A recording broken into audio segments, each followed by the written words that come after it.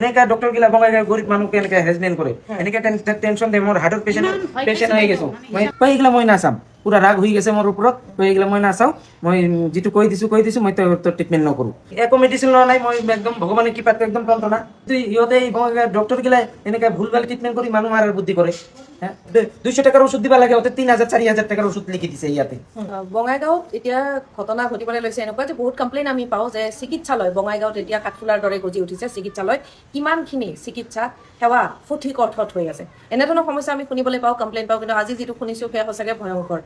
এটা পৰিয়াল তেওঁ সাধাৰণ গেষ্ট্ৰিকৰ প্ৰব্লেম আছিল বাবে প্ৰথমে ডক্টৰক দেখুৱাইছিল সেই ডক্টৰৰ পৰামৰ্শ মতে তেখেতে এখন ব্যক্তিগত চিকিৎসালয়ত তেওঁক ৰেফাৰ কৰিছিল তাৰপিছতে ভয়ংকৰভাৱে যিখন ৰিপৰ্ট তেওঁ আগতে উলিয়াইছে ভয়ংকৰভাৱে সেই ৰিপৰ্টখনত ইমান বেছি দেখুওৱা হৈছে যে তেওঁৰ চিন্তাৰ কাৰণ হৈ গৈছে মৃত্যুৰ দুৱাৰদলি পোৱা বুলি তেওঁ অনুভৱ কৰিছিলে যে তেওঁ হয়তো হাতত আৰু বেছি দিন নাই সেই ভয়ংকৰ যি ডাটা তেওঁ পালে যি তেওঁ টেষ্ট কৰিলে ৰিপৰ্টসমূহ পালে সেই তাৰ পৰা ওলাই আহিবলৈ তেওঁ সময় লাগিছে এতিয়া মানুহ যিগৰাকী ব্যক্তি আছিল তাৰ লগত আমি কথা পাতিম আৰু কি হৈছিলে সঠিক অৰ্থত আমি সেই বিষয়ে জানিম হস্পিটেলৰ নামটো জানিবলৈ চেষ্টা কৰিছোঁ দাদা একদম ফাৰ্ষ্টৰ পৰা কওক আপোনাৰ নামটো মোৰ নাম নাৰায়ণ পোদ্দাৰ হয় কি মই হৈছিলে 4 তাৰিখৰ পৰা অসুস্থ আছিলো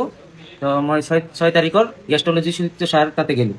এই টেষ্ট কৰাৰ পিছত পাল যে মোৰ কিডনিৰ অলপ প্ৰব্লেম আছে তাৰপিছত কল মোৰ চিনা জানা ডাক্তাৰ আছে মই ফোন কৰি দি আছো আপুনি যাক দিয়াৰ পিছত আপোনাক কোন হস্পিটেলত পঠাইছিলে লোৱাৰ আসাম হস্পিটেল কোন ডক্টৰ ডক্টৰ দীপঙ্কৰ তালুকদাৰ তাৰপিছত আপোনাক ট্ৰিটমেণ্ট কৰি আপোনাক 12টা চেলাইন আৰু দামী দামী ওষুধ দিছে মই গেলো যাৰ পিছত তাতে কিবা ওষুধ দিল 3 দিনৰ ওষুধ দিল মই খাই দেই মোটামুটি সুস্থ হোৱাৰ পিছত মই গেলো মই ব্যায়াম চ্যায়াম কৰি আছিলো 3 দিন পিছত পুৰা সুস্থ হৈ আছিলো তাৰপিছত গেলো যাৰ পিছত মই গলো ছাৰ আহিছো সুস্থ আছে চেলাইন টেলাইন সব দিছে কিন্তু মই এটা চেলাইন দিছো 12টা চেলাইনের ভিতৰত আপোনাক 12টা চেলাইন দিছিল মই এটাই চেলাইন দিছো এতে দিছো মানে এনেকে একটা সিস্টেম মারছিল এই দিবা না পারে মই কইছি দিবা না লাগে মই সুস্থ আছো না একটাই দিও এক পাতা ওষুধের দাম 860 টাকা হ্যাঁ এটা ট্যাবলেট ইমান ডাঙৰ ডাঙৰ খাইলে মানে মোৰ অৱস্থা খারাপ তাহলে মই 8টা ট্যাবলেট খাইছো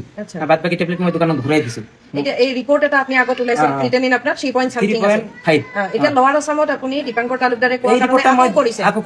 আকৌ কৰাৰ পিছত 9.68 ওলাইছে মোর তো চিন্তাধারা একদম বেয়া হয়ে গেছে মোর ঘর বাড়ি বিক্রি করার ব্যবস্থা মই করি আছো হ্যাঁ কি করিম না করিম মোর মাথার প্রবলেম হয়ে গেছে ডক্টরে কি বুলি কইছে আপনার কি ডক্টর কই আছে আপনি যদি পারে স্বাগতত মই পেশেন্ট চাও তাতে সামনাসামনি হবো তাতে আপনি ই করক এডমিট হোক নহলে আপনার যদি পয়সা নাই আপনি জিএমসি খুশি যায় ইয়াতে কাটতে লিখিও দিছে ইমার্জেন্সি বলি তো মই কোনো স্যার মই সুস্থ আছো এইগুলা মই নাচাম পুরা রাগ হয়ে গেছে মোর উপরত তো এইগুলা মই নাচাও মই যেটু কৈ দিছো মই তো ট্রিটমেন্ট নকৰো তাই সন্ধ্যাবেলা মই গেছিলো 7টা বাজে হ্যাঁ এই ট্ৰিটমেন্ট নকৰি তাৰপিছত মই কি কৰলো আহি ভগৱানৰ নামত ভগৱান পূজা টুজা দি মই কলো হে ভগৱান মই ইমান লাখ লাখ টাকার মই ট্রিটমেন্ট তো করবা না পারিম গরিব মানুষ তোর মাথাতে দিলো তো এইবার তুই মোক ভাল কর এইবার আজি রিপোর্ট আপনার ওচৰতে আছে আজি 3.09 আকৌ আগৰ নিচিনা আগৰ নিচিনা মানে আপুনি তিনিটা ৰিপৰ্ট উলাইছে প্ৰথম ৰিপৰ্টটো উলাইছে আপুনি তেখেতৰ ডক্টৰৰ নাম কি আছিলে সুদীপ্ত সাহা তেওঁ তাতে আপুনি যিটো ৰিপৰ্ট উলাইছে তাৰপিছত আপুনি লোৱাৰ আসামত দীপঙ্কৰ তালুকদাৰে ৰিপৰ্ট উলিয়াব দিলে লোৱাৰ আসাম হস্পিটেলতে টেষ্ট কৰিছে তাতে টেষ্ট কৰিছে তাতে 9.68 এটো ইয়াতে আছে হয় 9.68 গম পাইছো মই 9.68 আহিছে ইয়াতে হ'ব এই যে 9.68 এই যে 9.68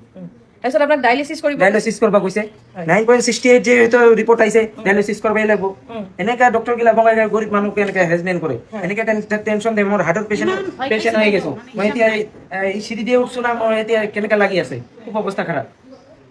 এইটো আপোনাৰ 11 তাৰিখৰ চেক 11 তাৰিখ জুনৰ 11 আৰু তাৰ পিছত আপুনি এইটো আজি কৰিছে এইটোত আপোনাৰ আকৌ 3.09 আহি গৈছে এইটো আপোনাৰ ধৰক 4-5 দিন পিছত আজি আৰু ইয়াৰ আগত যেটো আপুনি কৰিছিল এইটো কৰিছে 6 তাৰিখে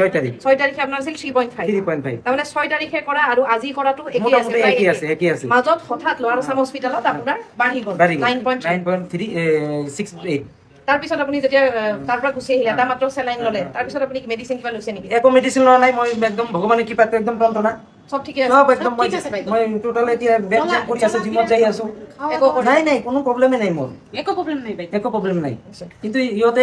ডক্টৰ গিলা এনেকা ভুলভাল ট্ৰিটমেন্ট কৰি মানুহ মাৰাৰ বুদ্ধি কৰে হ্যাঁ আজি আমার লগত করছে আর কিবা আর গরিব মানুষ লগত করব ঘর বাড়ি বিক্রি করার ব্যবস্থা হবো আজি মই হার্ট অ্যাটাক করে মরি গেলে মোক কি ঘুরাই দিবা পারিলে হয় মোর ফ্যামিলি আছে একটা বাচ্চা আছে 9ত পড়ে হ্যাঁ কিমান কান্দিছো আমি 10 টাকা ইন্টারেস্ট 70 টাকা আনি মই এই ওষুধ পাতি খাইছো 200 টাকার ওষুধ দিবা লাগে ওতে 3000 4000 টাকার ওষুধ লিখি দিছে ইয়াতে হ্যাঁ এই ওষুধ খাই কি অবস্থা মোর মোৰ বেমাৰেই নাই, ইমান টাকাৰ ওষুধ দিছে। এতিয়া কথাটো হ'ল এনেকুৱা ধৰণৰ অভিযোগ আহিছে, তেওঁ যিখিনি অভিযোগ দিছে আমি সত্যাসত্য চোৱাৰ বাবে আমি ডকুমেণ্টসমূহ চাইছিলোঁ। মোৰ লগত ডকুমেণ্টছ আছে, মই এনে বক্স কৰা নাই। 6 তাৰিখে চেক কৰোঁতে আছিলে 3 পইণ্ট চামথিং, তাৰপিছত হঠাৎ 11 তাৰিখে হৈ গ'ল 9.68। এতিয়া যেতিয়া আকৌ কৰিলে তেতিয়া আকৌ তেওঁৰ কমি 3 পইণ্ট চামথিং হ'ল। কেনেকৈ সম্ভৱ হ'ব পাৰে? ঔষধ 12টা চেলাইন, তেওঁ ঔষধো খোৱা নাই। যিবোৰ ঔষধ দিছিলে যদি ক'লে বোলে ঔষধ খাই কমিছে সেইটো মানি লয়, তেওঁ ঔষধো ব্যৱহাৰ কৰা নাই। তেওঁ সেই 12টা চেলাইন, য'ত 12টা চেলাইন দিব কোৱা হৈছিলে, মাত্ৰ এটা চেলাইন তেওঁ লৈছে। লোৱাৰ পিছত তেওঁ সকলোখিনি বাদ দিছে, ইমান দামী ঔষধ টেবলেট চব বাদ দিছে। এটাই চেলাইন দিছো মই, আৰু কত দেৱা নাই। এটাই চেলাইন। তাৰপিছতে তেওঁ একদম সম্পূৰ্ণ সুস্থ, কিন্তু এই যে ভয় লগা এটা পৰিৱেশ সৃষ্টি হ'ল, সেই ভয় লগা পৰিৱেশ সৃষ্টি হোৱাৰ বাবে দায়ী কোন, দায়বদ্ধ কোন? এগৰাকী ব্যক্তি যেতিয়া নিজে প্ৰাইভেট চেম্বাৰতো বহে, লৱাৰ আছাম হস্পিটেলতো বহিছে, স্বাগততো বহিছে বুলি কোৱা হৈছে দীপাংকৰ তালুকদাৰ এখেতক লৱাৰ আছাম হস্পিটেলত চিকিৎসা নহয় স্বাগতত যাবলৈও পৰামৰ্শ দিছে। নহ'লে পইচা পাতি নাই যদি GMCHত যাব দিছে, আৰু ইয়াত লিখি দিছে যে আৰ্জেণ্ট তেওঁক যাব লাগে, ডায়েলিচিছ কৰিব লাগে। সেই ডায়েলিচিছ নকৰা মানুহজন এতিয়া সম্পূৰ্ণ সুস্থভাৱে সকলোৰে আগত থিয় হৈ আছে। গতিকে সত্যাসত্য কি আমিও জানিব বিচাৰিম, আমিও প্ৰশ্ন কৰিছোঁ। বঙাইগাঁও যি চিকিৎসক মহল আছে, চিকিৎসকসকলৰ নিশ্চয়